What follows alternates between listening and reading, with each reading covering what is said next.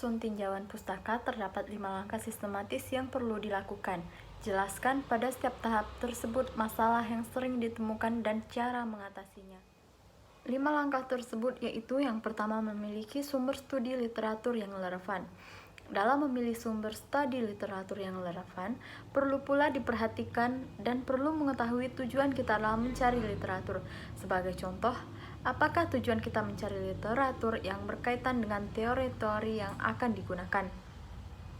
Masalah yang sering terjadi yaitu beberapa teori sebagai literatur sering di-copy-paste atau plagiarisme.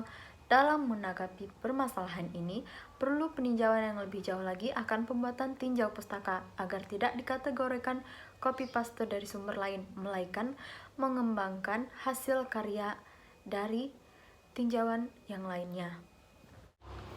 Selanjutnya, menggunakan kata kunci yang tepat. Gunakanlah kata kunci yang relevan dan tidak terlalu umum. Dengan menggunakan frase atau kata kunci ini, maka akan muncul berbagai sumber yang berkaitan klasifikasi berita dengan teknik neural network. Yang ketiga, gunakan sumber terpercaya. Dalam hal membuat tinjauan pustaka, haruslah menggunakan sumber yang terpercaya. Jangan pernah menggunakan sumber yang belum terpercaya atau bisa diedit oleh orang yang tidak bertanggung jawab, seperti blog dan lain sebagainya. Umumnya orang sering menggunakan materi-materi yang terdapat pada sumber yang tidak terpercaya seperti blog. Seharusnya materi yang digunakan yaitu dapat diambil dari sumber yang terpercaya seperti Google Scholar ataupun Google Cendekia, karena situs tersebut telah terpercaya.